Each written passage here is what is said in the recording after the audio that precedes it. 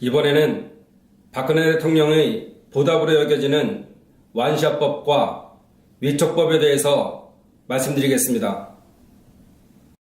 2016년 2월 1일 기업활력 제고를 위한 특별법, 일명 원샷법이 수정 가결되고 2016년 8월 13일 원샷법이 시행되었습니다. 원샷법 혜택 1호 기업은 박근혜 대통령 친인척 기업입니다. 박근혜 대통령의 사촌 박설자 씨의 남편이 회장인 동양물산기업, 박근혜 대통령의 이모 유긴순 씨의 손자가 부사장인 유니드, 이 두 기업은 원샷법의 혜택을 보았습니다. 그러나 가장 큰 수혜자는 삼성입니다. 이 법으로 삼성의 계열사 합병이 가능해집니다. 2014년 삼성중공업과 삼성엔지니어링 합병이 국민연금 등 주주의 반대로 무산되었습니다. 삼성중공업은 원샷법을 통해 삼성중공업, 삼성엔지니어링, 삼성물산 건설 부분 통폐합을 다시 꾀하고 있습니다. 원샷법이 통과됨으로써 이재용 부회장이 최대 주주인 삼성 SDS는 삼성전자와의 합병 외에도 소규모 합병, 인수대상 사업부를 분할해 모회사 지분을 교부하는 삼각 분할 합병 등의 다양한 방법으로 구조조정을 이룰 수 있습니다. 전국적 목표는 이재용 부회장의 삼성그룹 지배력 강화가 될 것입니다.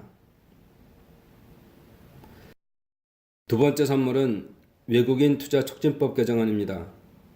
당초 외국인 투자 촉진법은 지주회사의 손자회사가 증손회사를 설립할 때 100% 지분 모두를 보유하도록 했으나 법 개정으로 지분 보유를 50%로 완화시켜준 것입니다.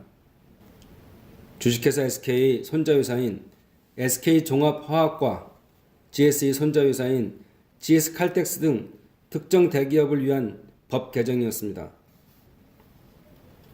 박근혜 대통령은 2013년 11월 18일 국회 시정연설에서 조속한 통과 요구를 하며 앞장섰습니다. 당시 개정안의 쟁점은 경제 활성화냐, 재벌 특혜법이냐였습니다.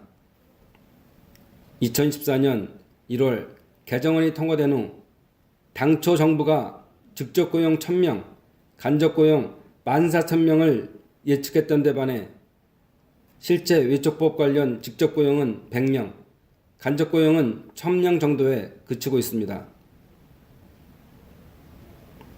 삼성 바이오로직스는 2011년 인천경제자유구역 송도지구에 투자하며 시가 추정 2,200억 원의 지구내 27만 제곱미터의 부지를 50년간 무상임대 받았습니다. 계약 당시 퀸탈 아시아가 삼성 바이오로직스의 지분을 10% 보유했기 때문에 가능했으나 퀸탈 아시아는 외국인 투자기업 유지기간인 5년이 지난 후 지분율을 0.08% 대폭 낮춘 것입니다. 차은택의 CJ도 특혜 의혹이 있습니다. 2016년 5월 CJ는 경기도에서 30만 제곱미터의 땅을 빌리는데 임대료로 땅값의 연 1%만 내기로 했습니다. 박 대통령은 차은택을 만난 날 K컬처밸리를 CJ에 낙점했고 땅값 특혜를 줬다는 의혹이 있습니다.